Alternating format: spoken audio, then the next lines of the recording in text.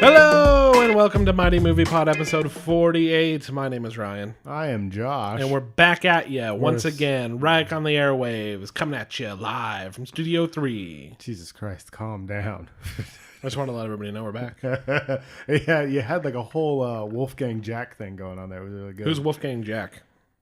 He's not Wolfgang, Wolfman. Is it Wolfman Jack? Wolfman Jack. Yeah. Wolfman Jack. Okay. Yeah. Okay. Yeah, that was for the fans. That hurt my throat. Thank you for that. So here Not we are. our fans, Wolfman Jack fans. Yeah. No, I figured. For the fans. Yeah, the fans. So what's up, Josh? How you doing today? Dude, I'm doing all right. Nice. Doing all right. Same. I'm also. Thank you for I asking. saw one of those movie films. I wasn't gonna ask because I don't care. I'm doing well too. Thank you for asking.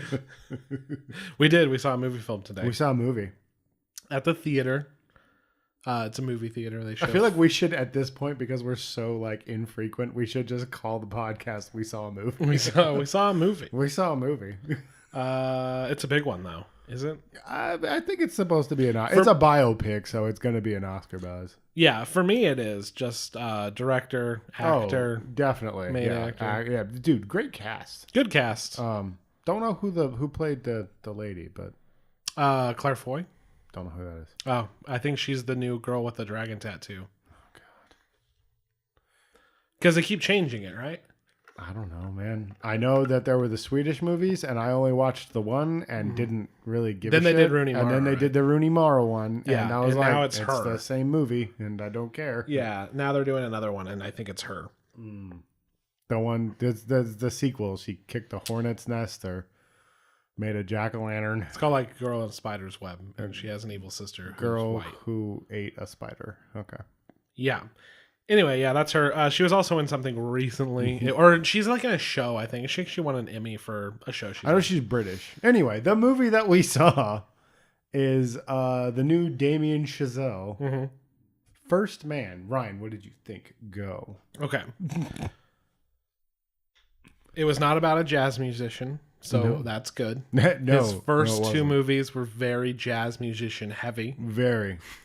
The music in this was really nice. It was good. I liked the score a lot. No, I really enjoyed it. The harp stuff was really cool. Oh yeah. It had the trappings of a biopic, mixed with some trying to elevate, go beyond it. Yeah, But and overall- I think it did elevate it a bit, dude. But it's like, yeah, it's if you've seen one biopic, you've seen them all. You know. One cool thing that I really enjoyed about it is it knew that we all know what's going to happen. Yeah, see, I was going to say something about that because, like, I honestly wish that it had ended with liftoff. Yeah, I was expecting it because it was a little long. Well, and then when it carried on for a bit, and then you see the Apollo shoot off into the dark towards the moon, I thought credits. Yeah, for sure. Because it also felt like the ending to one of his movies where they kind of end. Yeah. I mean, like, They don't really end, they just kind of stop.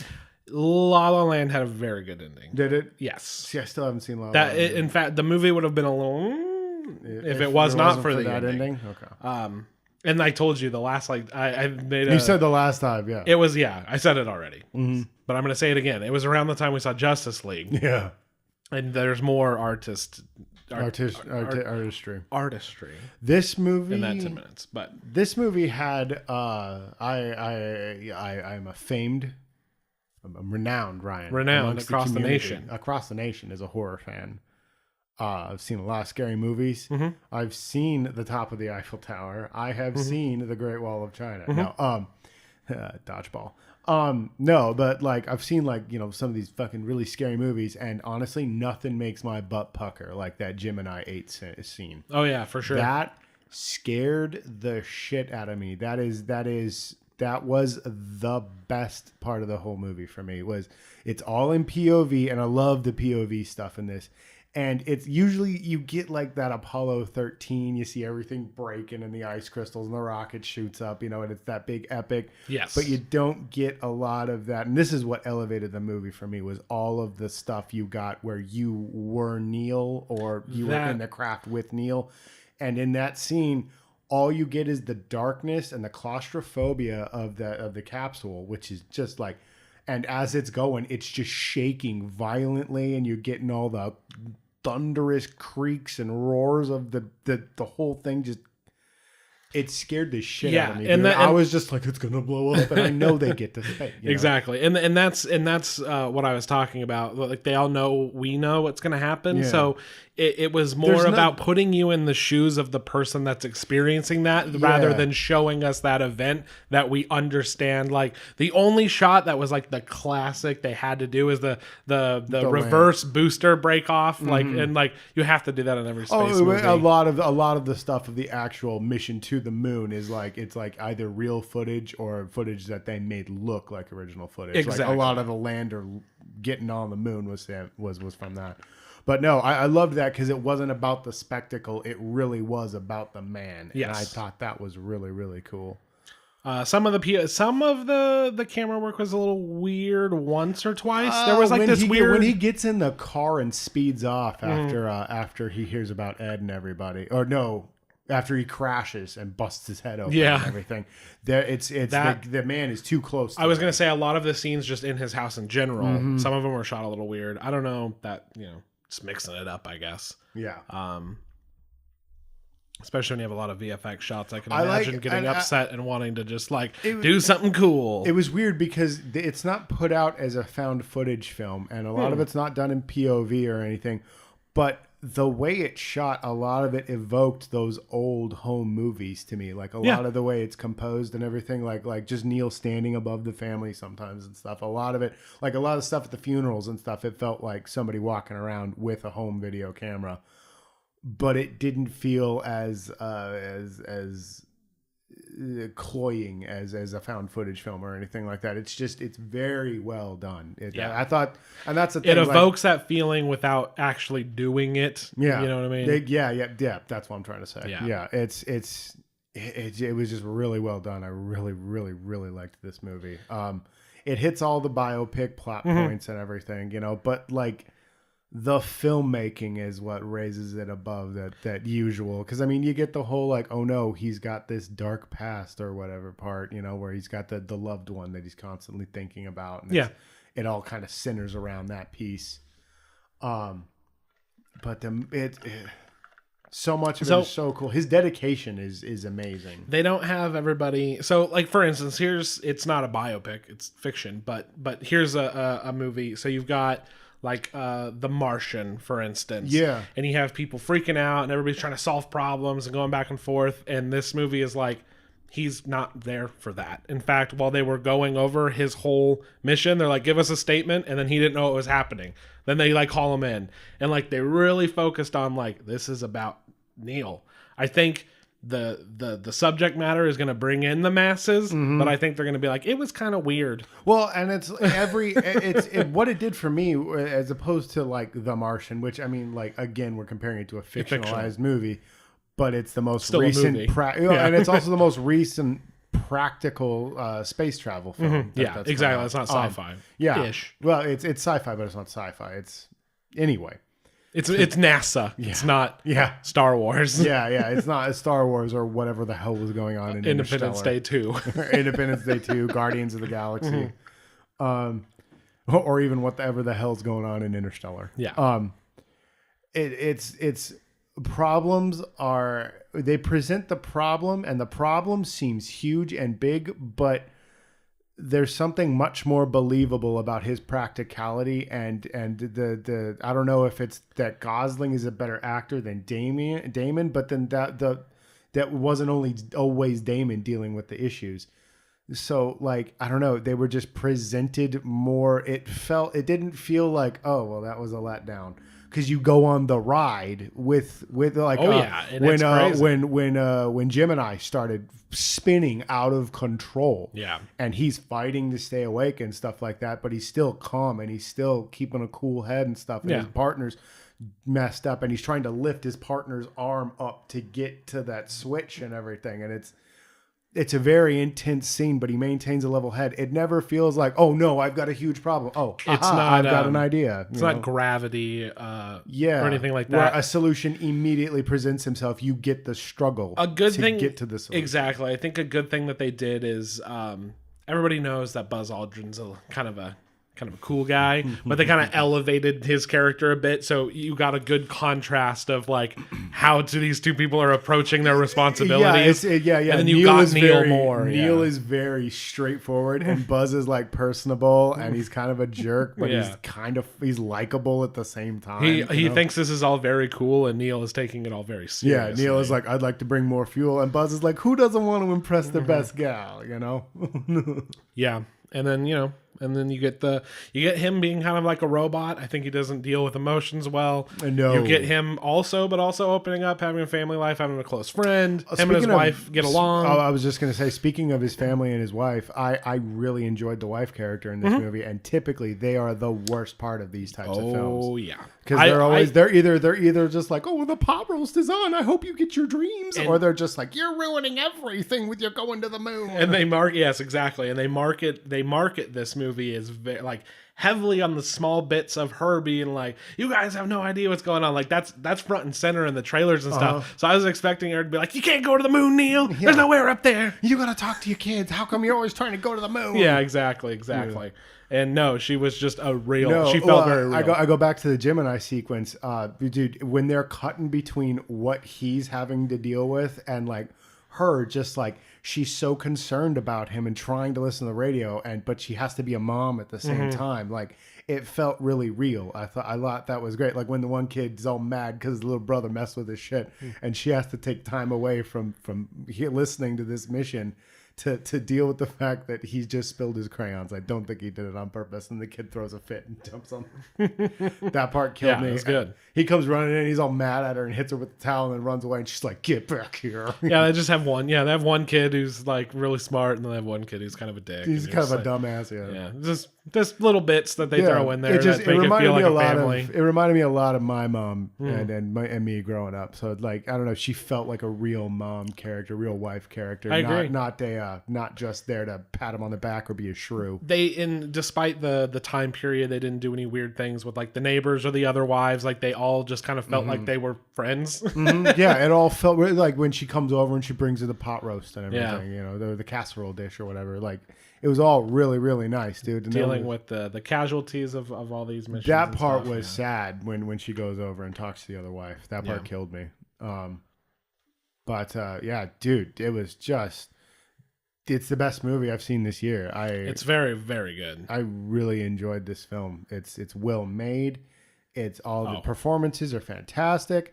The plot is your biopic type of plot, but like go see it for the performances, you know. And that's the thing that's the thing. It's not really wrapped up in the plot of the landing on the fucking moon. It is all about Neil. It has more to it, and it's what it decides to show you and what it decides not to show you. Did you see them planting the flag? Nope. Nope, doesn't matter. You don't even see the whole launch sequence and the whole journey out there or anything like that. You just get your key bits that are important. I kind of wish that, like we said earlier, it had ended with him launching. Yeah. That would have been great. That would have been cool.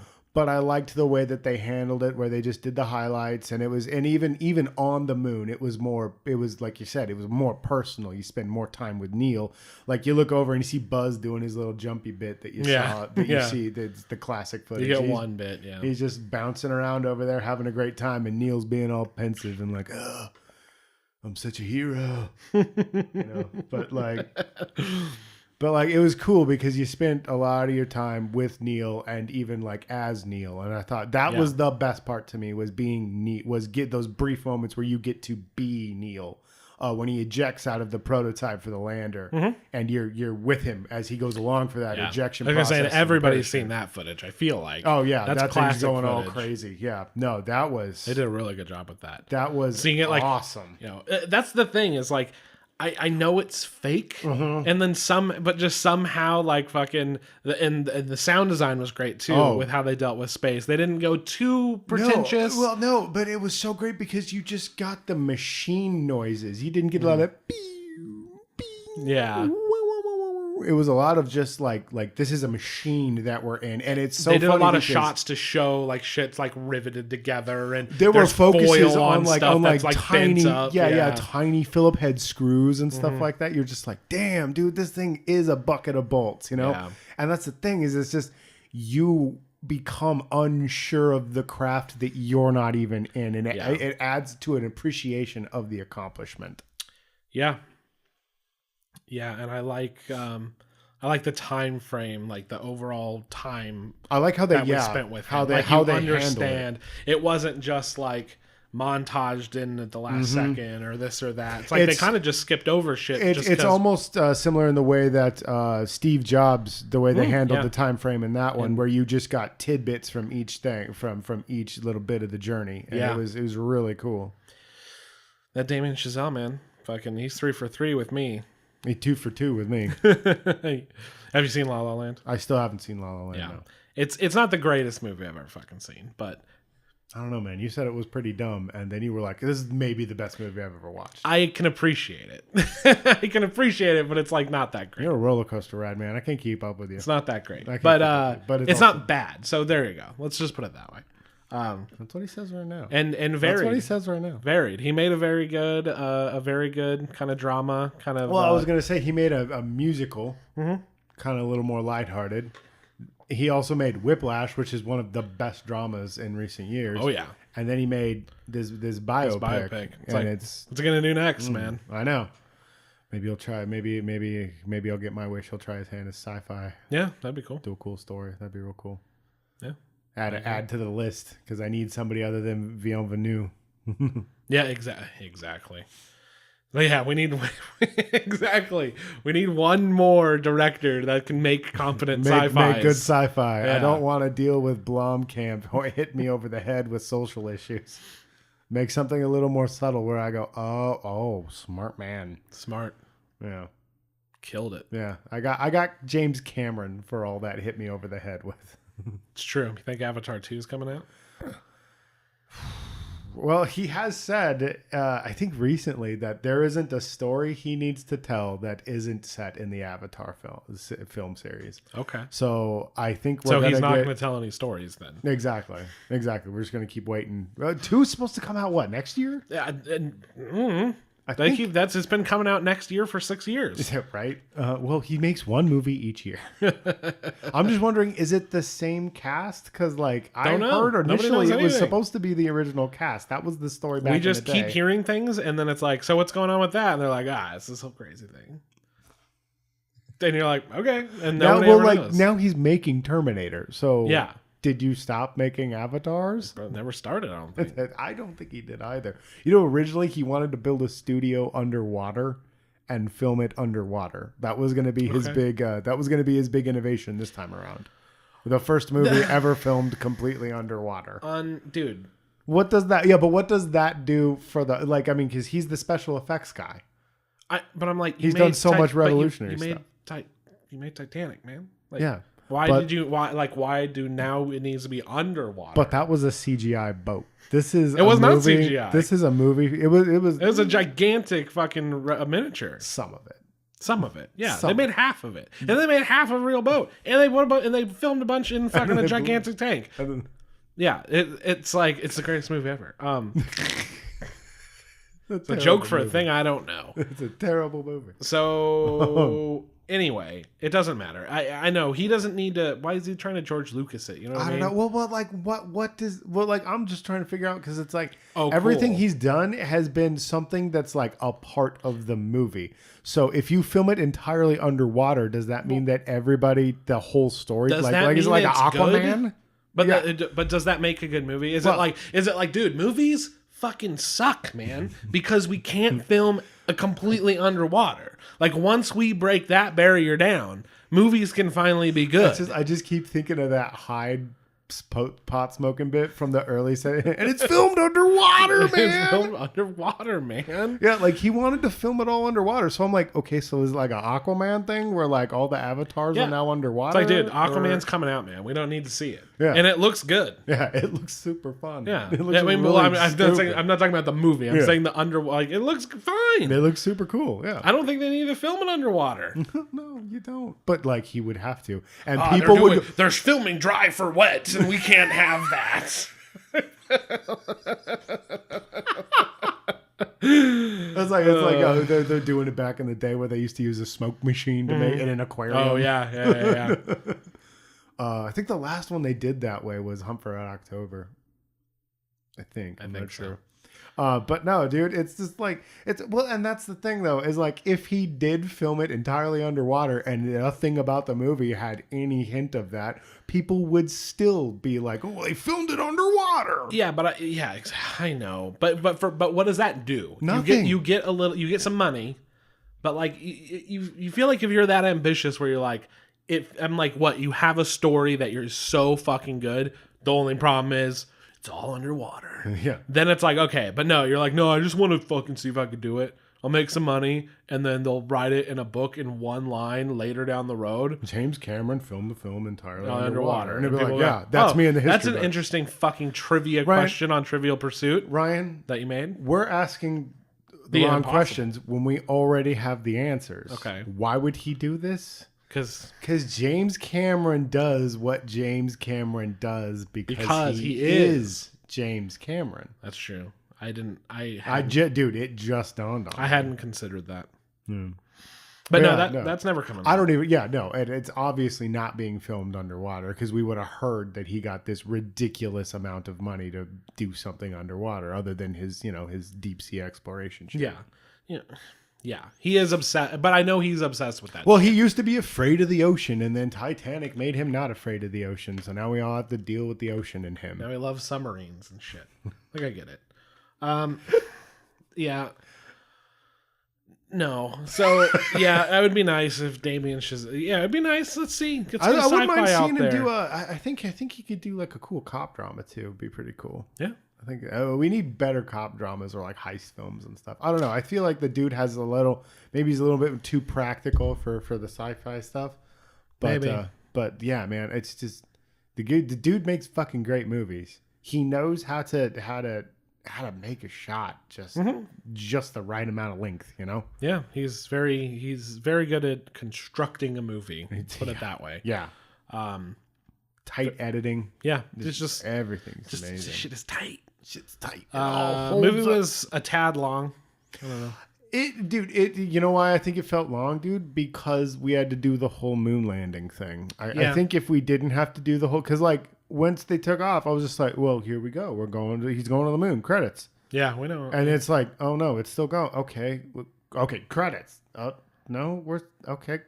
Credits, and it's. I did enjoy where they actually did end it, but yeah. Oh, dude, that was a real touching scene. I really liked the way they did that. But no, I'm with you. It felt long, but I think it's because of the last part of the very end of the movie where it's what is it? The last 20 minutes maybe. Yeah, it's probably another good 20 minutes. It's just kind of like, all right, I know he went to the moon. I've read a history book. Unless you're the ladies that were sitting next to me who asked, wait a minute, did he actually made it, right? It's like, fucking yes. Read a book. No, he's the first man to not make it. Yeah. What did I say? I was like, yeah, he's the first man to die in space. Wow, you were way off. What a great movie. Yeah, good stuff. And there's plenty more in theaters to watch. So, oh yeah, I'm excited. Obviously, I think the next thing. Well, I'm just like, it's a nice time. Like, I can go see a movie like this and also not be like, but the only other thing to see is fucking Night School, which I could. You've been making Night School jokes for like a month. I'm not going to. It's like I can see Venom. I'm like, maybe we'll see. Maybe, but it's like I can also go see Bad Times El Royale. It's a thriller. Don't make a lot of those. Rated R too. It is. Don't make a lot of those anymore. We've got, what else do we have? we got Venom. Yeah, Venom. Venom. We got Halloween. So Halloween is coming up. We're definitely doing Halloween. That's definitely coming up. It's going to be part of a. It's going to be part. I'm going to do it. I don't know if anybody else is going to do it. It's going to be a part of a Mighty Fish Productions Halloween Spooktacular. Yes, we're doing another spooky series. Spooping it up. Spoopy. Should we start doing like? I think we have to be better about recording and posting. So I'm not even going to ask. Never mind. That's good. Keep it to yourself. So no one wants to know. Yeah, there's plenty coming out. So that's making me feel good. It's not like kind of how this summer has been going a bit for me. Yeah, dude, it's been We're getting hard. Getting into the fall winter season, and I'm like, okay, all right. Yeah, okay. Things are looking all right. Got some options here. Yeah. And then the fact that this was good was very refreshing.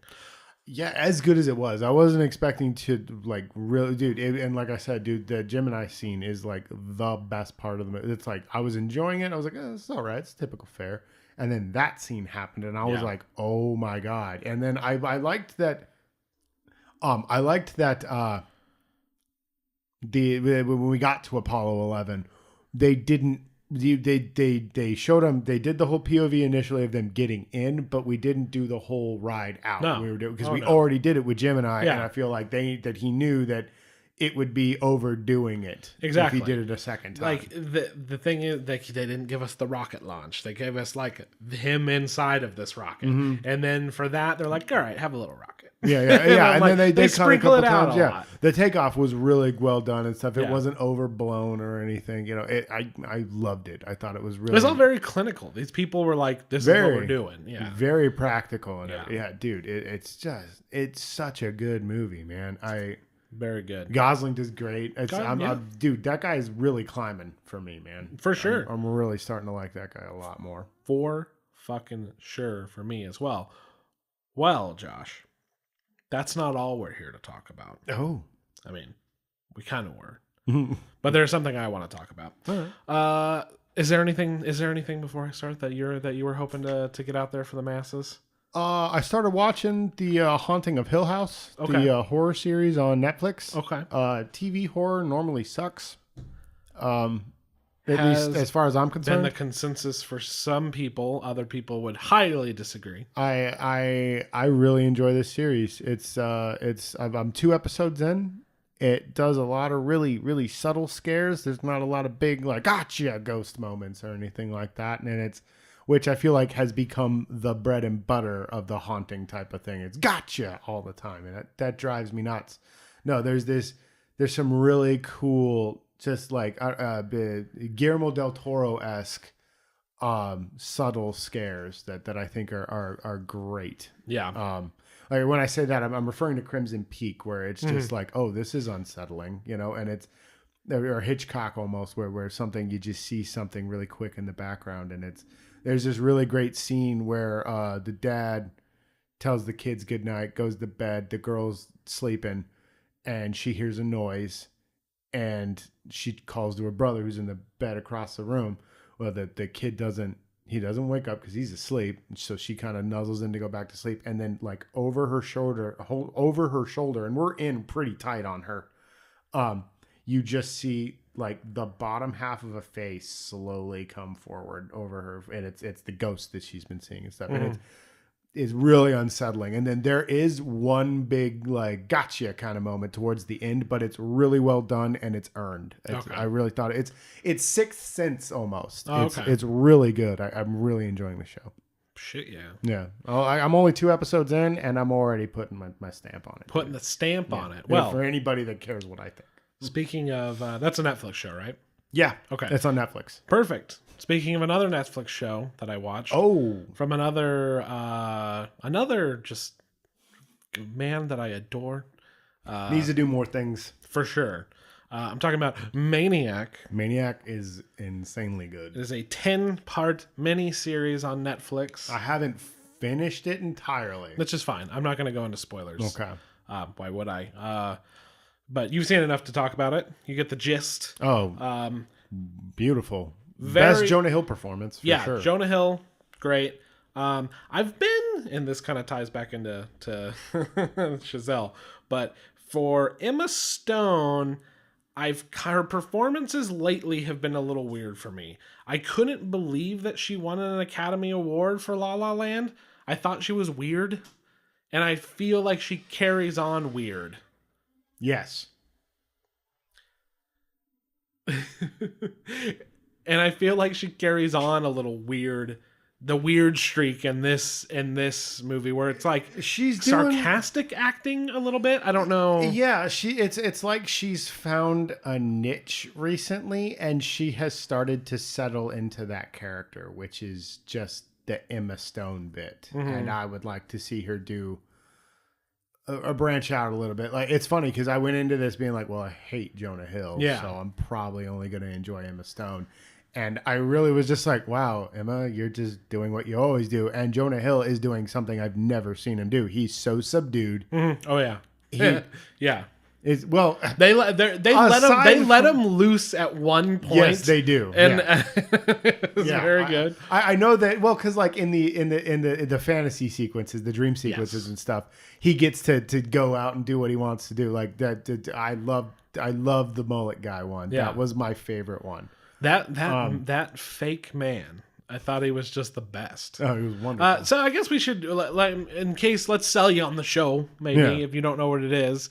If first of all, Cary Fukunaga, right? Yes. Okay, I couldn't remember if it's Cary for some reason. Yeah, it's Cary. I'm like, that's a girl name. Yeah. Cary Fukunaga, if you don't know who he is, he did Beasts of No Nation. Beasts of No Nation. He did the absolutely brilliant first season of True Detective, which he directed the entire first season, which is almost unheard of. Yes. So that is. To this day, television has not got better than that. Well, I was going to say that's why that show is so singularly brilliant for one season. Exactly. It was all him. Yeah. So that got me in right away. I like Jonah Hill. Emma Stone, like I said, she's a little weird. I don't know what her performance is. I don't know if those are the characters. I don't know what's going on, but she has this kind of like she kind of irritates me. She always might just be a personal thing. Maybe it's like why I hate Eddie Redmayne so much. I don't know, but I used to like her, so I have no idea. Yeah, well, see that's my thing. Is it's like I used to be a big fan of her. I thought she was great, but then she started like just playing the same girl. Well, what do you want me to do? Like, she does that a lot, and it's like, what do you? It could be. Right. I don't know, but it's retro future. Yeah, it's a sci-fi?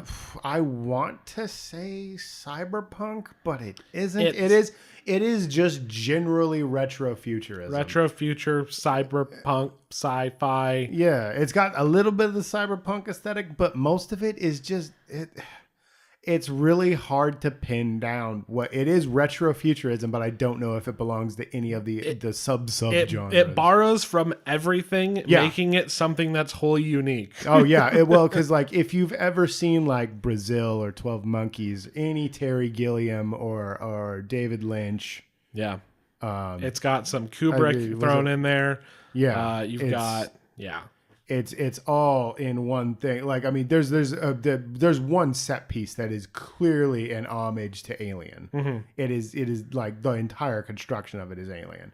But yeah, like everything is just it and it all molds it together, and it is one of the most strangely, bizarrely beautiful things I've ever seen. It's crazy. I love the idea of the ad buddy. Yeah. I thought that was hilarious. It's got a little bit of dystopia thrown in there. Yeah, you don't have any money, so you got to hang out with this asshole while they read you ads, and you have to option a couple, otherwise you don't get any like fundage. It's like that Amazon program where you go and you take the customer surveys. Mechanical Turk and shit like that. Turk, yeah, and then as far as genres go, it gets very weird here too, because it's like a comedy, drama, sci-fi. It's a straight up dark comedy, but it's like a sci-fi that's not really sci-fi. It is just it's I want to say psychedelic, but I feel like that's a dumb word to use. But it does feel like that late 70s, early 80s type of sci-fi that wasn't like sci-fi.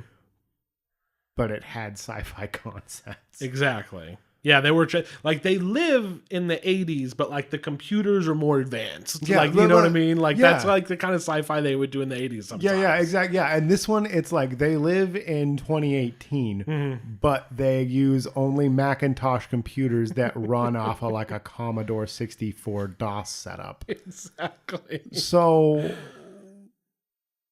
yeah, but then also, it's they've got rotary phones that they can carry with them. It's bananas. It's so weird. And then so there's an overarching story, and then I guess a little bit of a spoiler. Like there's also vignette vignettes that are sequences that are dreams. Basically. Yeah, when the show first starts, it feels like you're just going to go straight through this storyline, and then all of a sudden you get thrown into this almost anthology format. Yeah, where you're going on these little adventures with the characters that they're having in their mind due to the research experiment that they're a part of. Yes. And Justin Theroux is fantastic. I'd never heard of this guy before Mute. Yeah. And I bet he's one of the only good, but he's the only other good part of Mute, other than Paul Rudd. The performances in Mute, other than what's his name, Skarsgård, Alexander Skarsgård, yeah. Other than Skarsgård, whoever that woman was. So basically, the two bad guys were good in Mute, and the movie sucked. The two main characters, honestly, to me, because it felt like the movie was more about Paul Rudd and his partner than it was about the Mute guy. Yeah. But Theroux, that's another thing. Theroux, grade A class act creepo. He's the best. He's a whack job in this movie, and he's he's hilarious and disturbing. He's great. His introduction in the self-help, the not self-help, the training video. Yes, is him trying to find the pocket for his pen. That's the other thing. Again, here we are. It's 2018 supposedly. Mm-hmm. We're watching like early 90s like training videos, like VHS, VHS copies. Like, it's video toaster shit. Yeah, it's so weird. But no, and then when you actually meet the physical character, best introduction into the whole. Yeah, exactly. Oh yeah, and then there's also an AI. We're advanced to an AI, but also it talks like a Macintosh. Yeah, and she's just like robot. Blinking. It's all like, and it looks like Star Trek original series technology. It's just a bunch of light boards. It's all great. It is a bizarre show, and it's awesome. Couple other characters in this study as well don't really matter. It's mostly Sally. I don't know if you were there, but Sally Field eventually shows up. Yes. But they had hinted at her a lot. Mm-hmm. And there's two other researchers. They're like kind of the main makeup other than Hill and Stone. And the woman that works alongside Justin Theroux, I actually really, really enjoyed her. The girl's always smoking cigarettes. She's hilarious. She's awesome. Her just... she's got her character, so she's like annoyed. She's always annoyed and like straightforward. She's all about business, dude. She just stands there like squinting, all angry, like with the cigarette dangling out of her mouth. And as soon before that one's even done, she's got another one in the mouth, dude. She's like, they sleep in drawers in like in like this motorized desk, and she's in her desk drawer sleeping with a cigarette in like a 4x4. It's big enough to sleep. It's a coffin bed. Yeah. It's good. I absolutely loved it, beginning to end. It was great. A couple problems here and there with a little pacing and things. The typical Netflix show problems. Yeah. Yep. But overall, I highly recommend that. It's he made some good television. Again, I'm really glad that like they're not going to try to make 18 seasons out of it. People keep acting like they're going to. I don't know why they think that. Because everything has to keep going. It's just, you can never get one thing anymore and just let that be. You have to have 6 more. No. Yeah, I agree entirely. Less is more these days. I agree. Yeah, you're right. Maybe that'll come back in a style. Yeah. But I doubt it, because these services need subscribers and you need content to. Well, then you keep letting Carrie make stuff, dude. You don't. Yeah. Yeah. No. Exactly. Let them make the next 10-part miniseries. Who gives a shit? Exactly. I don't. Yeah. Limited series are fantastic. I would prefer most shows to be limited series. Agreed. If your story is too large that a 2.5-hour movie is not enough, then sure. Then make an 8-part limited series. I'll watch 8 hours of something. Well, don't drag out your idea to cover 24 hours 14 times. Yeah, we don't need 120 hours worth of TV to tell your story. Yeah. But like we do have Stranger Things, which is the first time we've discussed this, dude. And they have a 3-season story arc planned, as far as I know. It's just 3 seasons. I hope that hasn't changed. Hopefully. I hope that when that ends, it ends. Yeah, people, through no fault of their own, people are going to turn on it. Oh, yeah. Well, people are already kind of starting to turn. A lot of people were like, I was doing some reading, and people were just like, season 2 didn't do anything. And I was like, season 2 is infinitely better than the first season. Yeah, I completely agree. I disagree that season 2 was blah. It just... There was one bad episode in the entire season, and there were like 4 or 5 they could have done without in the first season. Yeah, definitely. It's like,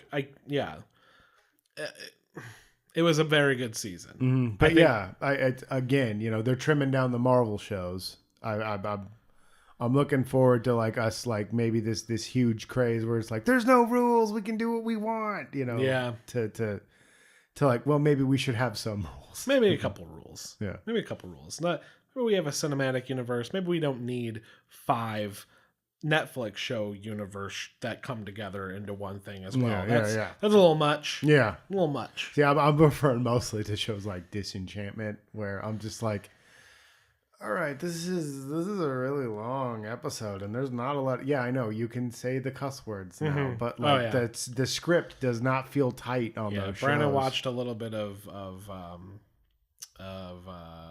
what is it, Big Mouth? Oh, and I'm just like, dude, I get it, dude. I get it. They're dicks. Dicks are funny. Yeah. But see, F is for Family seems to walk the line really well for me. It's just really because well he's an angry asshole, and I like that. They use it appropriately. Yeah, and I kids like talk like kids, but not like Big Mouth. It's like, dicks. Yeah, get it? We said butt. Yeah, and we're talking about jerking it. Yeah. No, I get you. And Disenchantment, it's just like, hey, did you like the later seasons of Futurama? They weren't that great. Yeah. But what if it was medieval times or fantasy land? Yeah. What if it was a fantasy world? Yeah. And I'm like, that's fine. It's just nothing seems to happen on the show, and then the episode ends, and they're like, wasn't that fun? And I'm like, not really. Yeah, I understand trying to give them time as well, but it's like, there are select episodes of when they brought Futurama back that are good. Mm-hmm. The rest of them, it feels like that, just maybe even a little worse. Yeah. It's just, and like I'm saying, dude, there's no rules. We can do what we want. Exactly. And it's like, yeah, but you need some rules, guys. But at the same time, though, the cream will rise. Oh yeah. So let them keep throwing shit out there. Yeah. Who knows? There might be somebody who's like, I love Disenchantment. I don't know. Oh, there's a lot of people that love it. I think I'm like one of like 2. Yeah, and I'm just like, eh. Yeah. It could get better. It could get better down the road. I'm not gonna stick with it. There's too much. Like, let's be real. If I bounce off of it, I gave it a fair shot. I watched like 3 episodes. Give it a fair shake. If I bounce off of it, there's too much other good stuff to just be like, keep watching something bad and hoping it gets good. Mm-hmm. Well, it's just I'm thinking of like Bob's Burgers, because Bob's Burgers' first season's pretty bad. And then the second season's better, and then the third season is like one of the best, and the fourth is just my favorite. They like refine the show, though. It's not like season 1 was bad. That's true. It's just like it got better. That's okay. Yeah, it didn't go from bad to good. It went from good to better. Yeah. All right. I get you. In my opinion. Yeah. No. It's just. First season, there's just some of the episodes are just like, ooh, they had not, like Hugo shows up a lot, and Hugo's not a good character. Yeah. Linda had a lot of really bad episodes. They hadn't really quite figured Linda out, but like, I agree. There's still the chuckles to be had, and then it went from good to better. Yeah. There was potential there that you could see. Exactly. Exactly.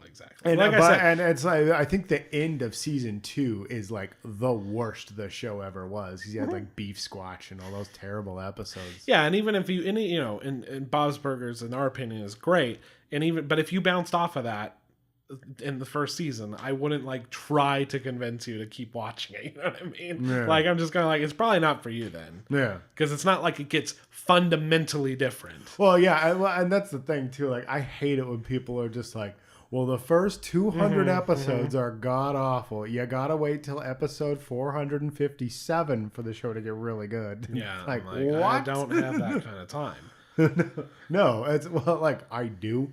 But like at the same time, if it doesn't catch me within 2 episodes, like it's a bad show. I know I give you a lot of crap, like, oh yeah, Josh, too, but like, to be real, there's in reality, you don't, because that's time that could be spent taking in something that's not something bad. you enjoy or anything to valuable. Yeah, there's not enough time in this world, whether you do absolutely nothing but watch shit that you want to get done. You would never have enough time to watch all the good shit out there. Oh, no. You have to pick and choose. Whatever you find, you stick with. Yeah. I mean, you make time for Madam Secretary, obviously. Or this narrative that you've created, where did you come up with this Madam Secretary thing in me? There are people, Josh, that enjoy Madam Secretary. I am not among them. No. It's it's not a dig against Madam Secretary in general, and like specifically in general. There are people who like their whole jam is just network shows. They watch all of them. It's not just Madam Secretary. Oh, they're watching them all. It's the Law and Order. They're watching every single one of them. It's the Last Ship. By the way, Ryan, did you know it's not The Last Ship? And it's the last season of The Last Ship right now. I don't know if you know that. But there are people who are just like, yeah, I like TV. Like I've watched Madam Secretary and I watched fucking The Rookie. Okay, I'm just saying because like you said something last night about me, like, oh yeah, why are you so addicted to Madam Secretary or something? And I'm like, what? It's the second time you brought up you and Madam Secretary in the same sentence. So I thought it's like my go-to. It just it's probably a fine show. It's just, how do you go like, man, dude, I gotta catch Madam Secretary? No, people love The Good Wife. I've never seen The Good Wife, so I don't know. But apparently she was like a really good wife and like took him to court. So like, for instance, it's actually kind of nice having like a show that you don't give a shit about that you just watch because it's on. Like I'm all the way caught up on New Amsterdam. I mean, I'm not gonna be sad when they inevitably cancel it, but for now, I'm just kind of like, see, that's why I watch hospital tropes, man.